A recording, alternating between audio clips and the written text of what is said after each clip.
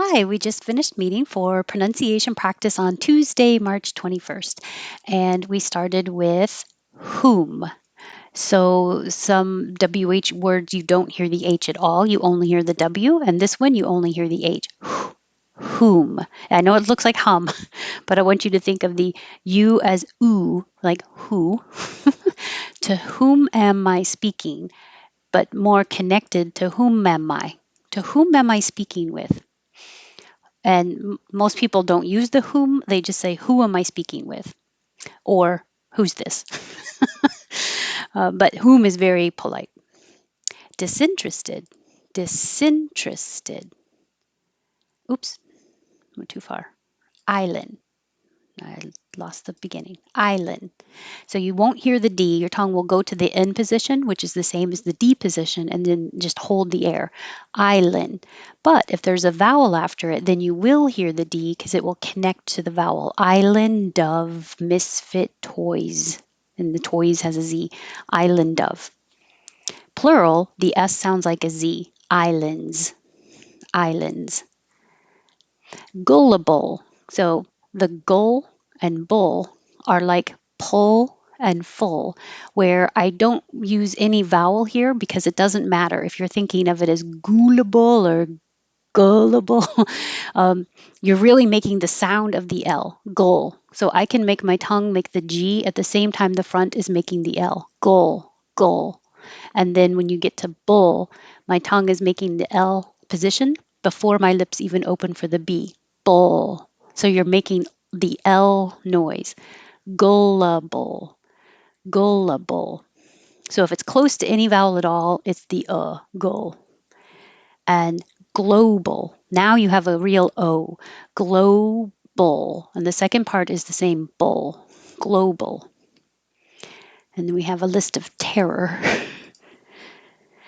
Terror. So when you curl your tongue back from the T to the R, tear, hold it in the R position and go terror, terror.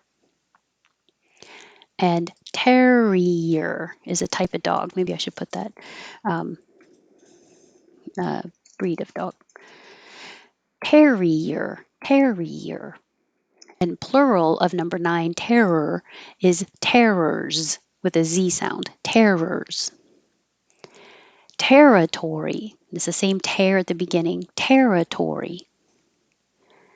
And we looked this up. So here's a YouTube video with somebody pronouncing this name in very interesting voice. Milan Kundera. I had to stop and look. It is Kun. Milan Kundera. And the pronunciation of the short name of the country, Czech. Americans pronounce it the same as check, like check mark or write a check. And you hold the tongue in the K position, check. 15 and 16 are very similar, but 15 is adapt, and the vowel is like hat, adapt. So you have to open a lot and keep your lips back, adapt. And 16, adept, the vowel you keep your jaw more closed, adept. But we usually say adapt to a situation, and we usually say adept at, like I'm good at this. So in adept at, now you have both the with the jaw more closed and the adept at.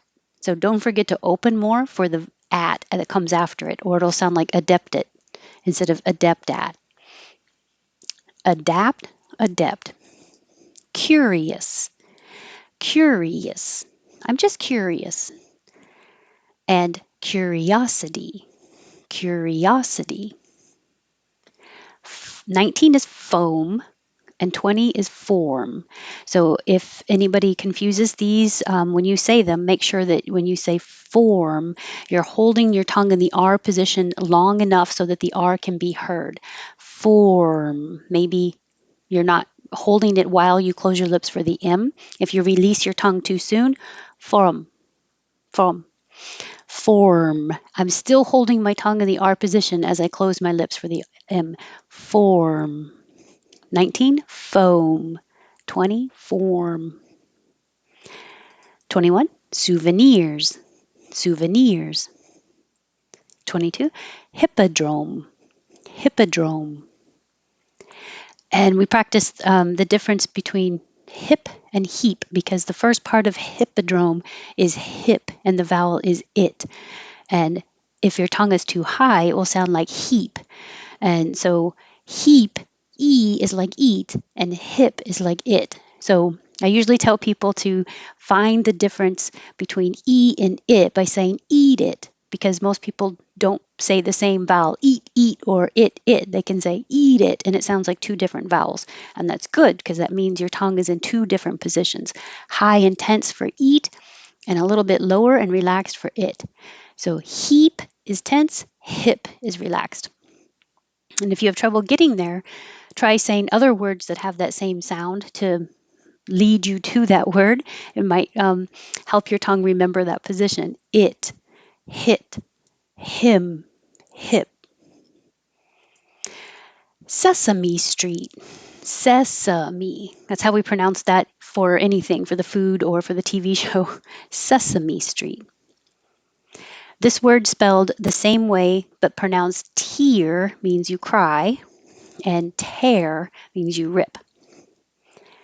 Brewery, brewery. Brazil, Brazil. You'll hear Americans say this both ways, Chile and Chile. So if it sounds like chili, yes, it sounds just like the food, chili. Chile has a little different sound.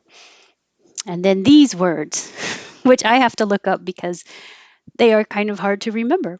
I think of hierarchy as hierarchy.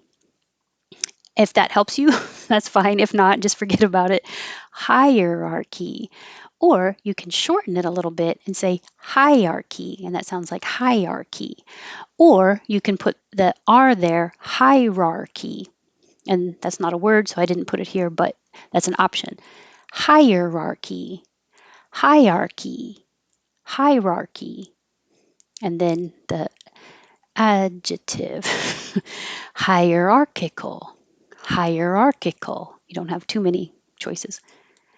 Architect.